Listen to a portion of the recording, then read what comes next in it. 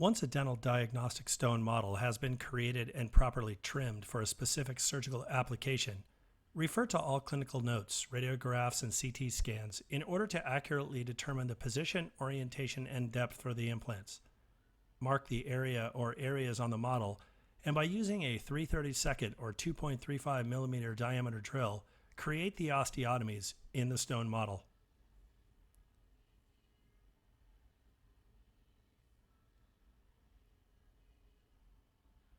A unique feature to the GRS Surgical Guide System is that a vacuum-formed surgical guide, providing complete guidance for a surgical drill sequence, can be fabricated without the use of implant planning software or a 3D printer, and can be easily fabricated from a basic dental stone model. Remove any excess dental powder in order to view the model without any distortion. If any irregularities or orientation issues are apparent, repeat the drilling process in a new stone model to assure ideal implant placement. After confirming the osteotomies are in the correct position, orientation, and depth, insert the shaft of the appropriately sized GRS locator pin. By design, the shaft length of the GRS locator pin is typically longer than the depth of most osteotomies. If the depth of the osteotomy is shallower than the length of the locator pin shaft, simply cut the shaft to provide for a stable fit.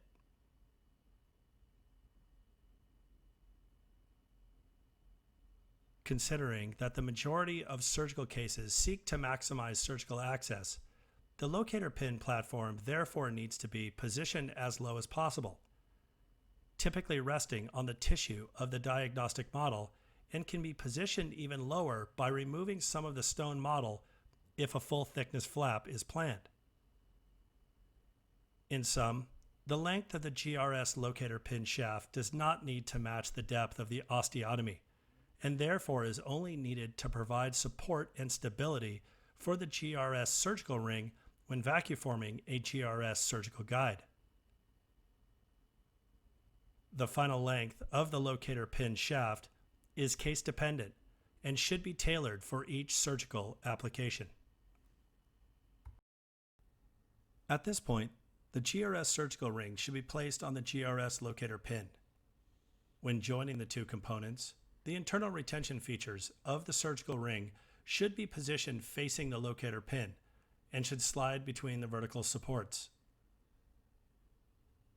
The surgical ring should be seated completely and verified visually to confirm complete insertion. The locator pin and surgical ring assembly should be inserted back into the diagnostic model to confirm stability and orientation. To complete the vacuum-forming assembly, the protection cap should be fitted on top of the surgical ring.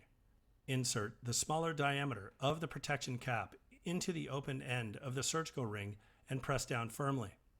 The GRS protection cap is designed to have light retention when combined with the surgical ring, facilitating removal once the vacuum-forming process has been completed. If multiple implants are planned for a specific surgical case, repeat the process for every osteotomy site, verifying that the internal retention features of each surgical ring are positioned to easily slide between the vertical supports of the locator pin, resulting in a seamless connection between the two components.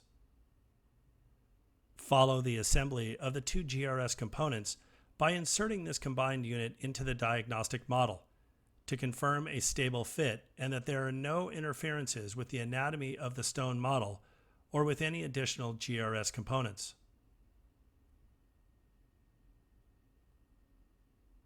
Finish by verifying that a protection cap rests securely on top of each individual surgical ring.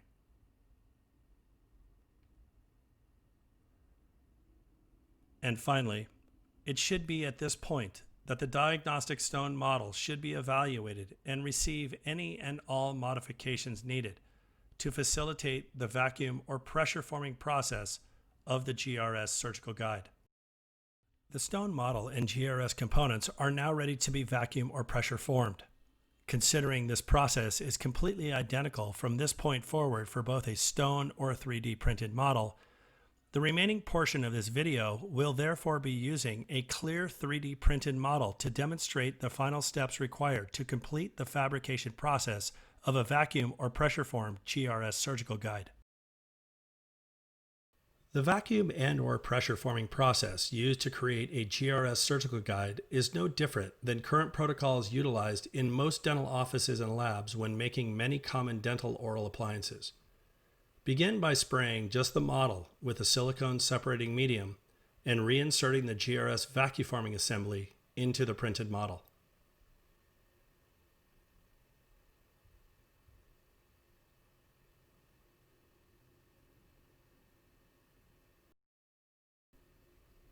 Then, simply affix a 1.5 mm to 3 mm plastic sheet into the heating element platform in either a vacuum or pressure forming machine and allow the plastic to heat for the recommended time.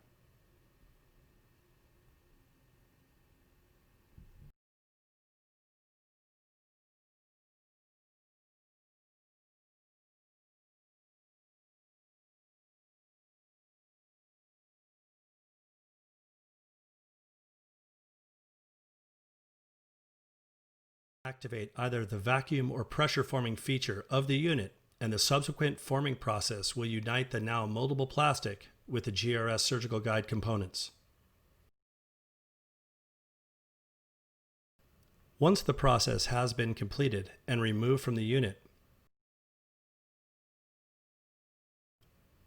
apply a freeze spray to the newly formed surgical guide for increased adaptation and contraction of the plastic to the model and GRS surgical guide components.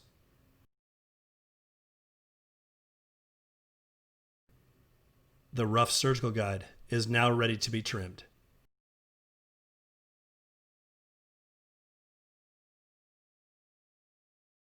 The final processing and trimming of the surgical guide will follow many of the current protocols used when finishing a vacuum or pressure formed oral appliance. Begin by separating the unwanted plastic from the dental model by following a predetermined line around the model, usually a few millimeters below the free gingival margin in a partially edentulous case, or established by anatomic landmarks in a patient that is fully edentulous. The surgical guide quickly begins to take shape.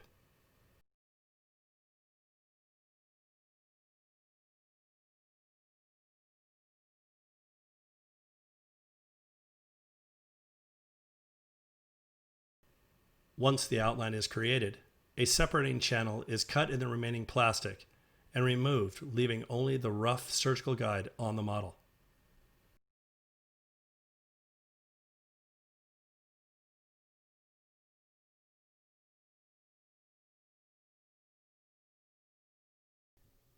Now, by using a fluted or carbide lab burr, remove the excess plastic material that covers the protection cap. The protection cap is a single-use item, so much of the protection cap will be consumed during this process. Once completed, there should be no plastic covering the protection cap.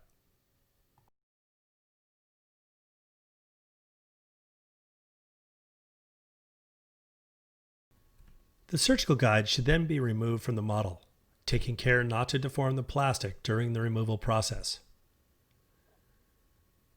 The locator pin should be removed at this time from either the surgical guide or surgical model in order to gain access to the protection cap. The protection cap can now be removed with light pressure by inserting a narrow dental instrument or the shaft of a lab burr or disc through the underside of the GRS surgical ring, which will allow the protection cap to simply pop out. Caution should be taken to avoid contact with the internal retention features of the surgical rings. The final excess plastic surrounding the GRS surgical ring should be removed by using coarse, medium, and fine polishing wheels. The entire surgical ring should be visually clear from any plastic of the surgical guide. The plastic should be trimmed so it is flush with the upper surface of the GRS surgical ring, and care should be taken not to compromise the inner surfaces of the ring.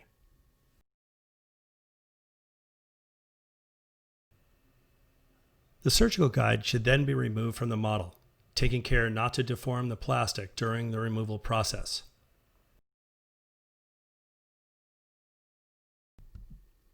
The remaining outer surfaces of the surgical guide should then be trimmed using burrs, discs, and wheels to maximize retention, allow for the ease of placement inside the mouth, while also providing a comfortable fit for the patient.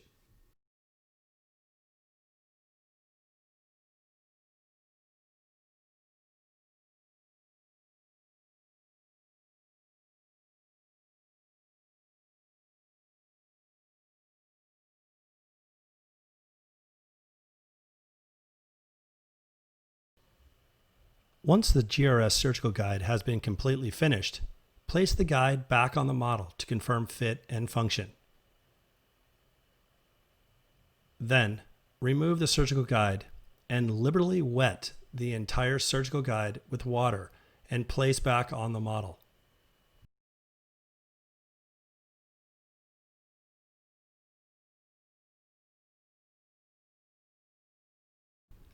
It is critical to wet the internal surfaces of the surgical ring prior to the insertion of the initial GRS surgical sleeve in order to provide lubrication and to prevent any unwanted distortion of the internal retention features. By wetting all surfaces, this will simulate a surgical environment and will provide essential information regarding the fit and function of the GRS surgical guide and overall GRS surgical system. The initial insertion and removal of the drill sleeve usually requires more force, so it is critical to wet all surfaces of each surgical ring in the surgical guide and insert and remove a test drill sleeve 2 to 3 times to ensure proper retention.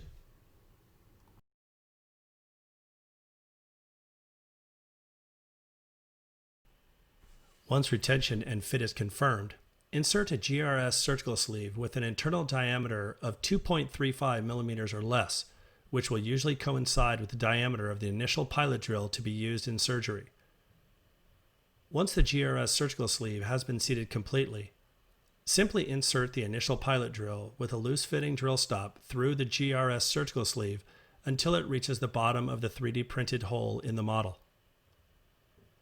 If any binding is noted when inserting a drill into the drill sleeve, or if the drill cannot reach the bottom of the 3D printed hole, then use a slightly larger diameter GRS drill sleeve until the drill reaches the bottom. Once confirmed the drill has reached the bottom, firmly tighten the set screw of the GRS drill stop.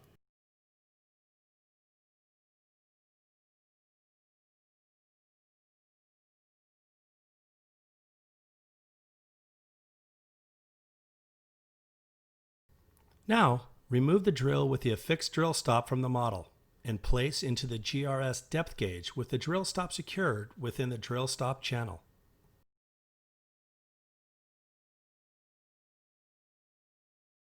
By rotating the knob located on the GRS depth gauge, the slider is then adjusted to lightly engage the tip of the drill. The resulting measurement found on the upper shell of the depth gauge represents the exact length and position to affix a GRS drill stop on the drill in order to precisely replicate the desired osteotomy. This final measurement is accurate to 0.1 millimeters and can be used to position all remaining drill stops on subsequent drills of a surgical drill sequence that is required for a specific implant. Furthermore, when utilizing the GRS adjustable depth gauge in combination with a GRS surgical guide and model, the precise real-time positioning of each individual drill stop provides a visual and physical confirmation of an accurately defined osteotomy as designed when using implant planning software. Once completed, place all drills with the affixed drill stops and drill sleeves used in this process into the GRS surgical cassette and sterilize according to current infection control guidelines. Finish by disinfecting the GRS surgical guide by following the guidelines applicable to all removable oral appliances. The GRS surgical guide is now ready for clinical use and will provide for the most accurate, precise, and convenient dental implant placement available today.